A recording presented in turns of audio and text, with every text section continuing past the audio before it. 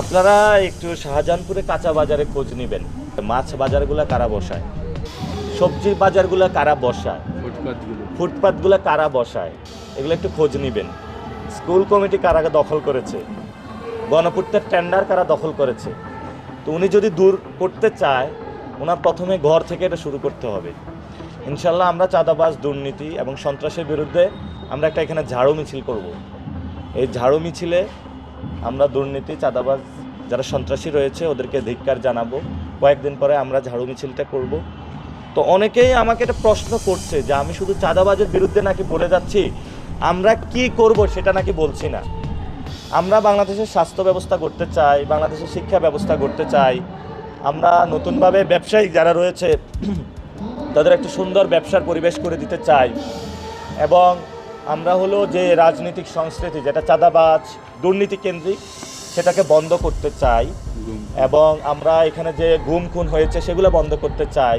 এবং আমাদের যে অর্থনৈতিক বৈষম্য রয়েছে, অনেকে চাকরি পাচ্ছে না, যাতে একটা মেরিট বেস সোসাইটি আমরা করতে চাই।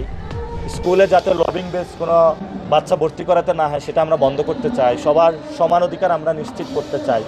আমাদের বক্তব্যগুলো তো ক্লিয়ার আমাদের সামনে, কিন্তু কেউ যদি পায়ে পাড়া দিয়ে এগুলো বলতে চায় তখন তো আমাদের বলতে হচ্ছে। এবং ইনশাআল্লাহ আমরা সর্বোপরি এখানে বৈষম্যহীন এবং ইনসাফের একটি ঢাকা আর্ট করতে চাই। আমি আপনাদেরকে খুবই আজকে স্পষ্ট করে বলে দিতে চাই, আমার এখানে রাজনীতিতে এই যে ভোটে ইলেকশন করতেছি, এটা প্রথম এজেন্ডা শহীদ ওসমান হাদি ভাইয়ের বিচার।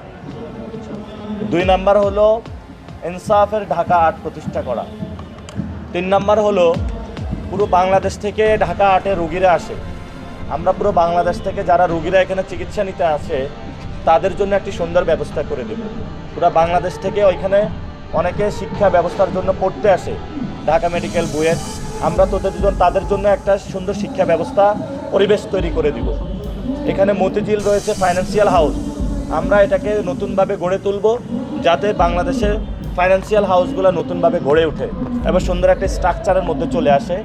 এবং সর্বোপরি এখানে অনেক সরকারি চাকরিজীবী রয়েছে, ফলত তাদের জীবনযাপন, তাদের অধিকার নিয়ে আমরা ইনশাল্লাহ লড়াই করব, যাতে তাদের সুস্থ জীবন নিয়ে সুন্দর একটা পরিস্থিতিতে তারা বসবাস করতে পারে।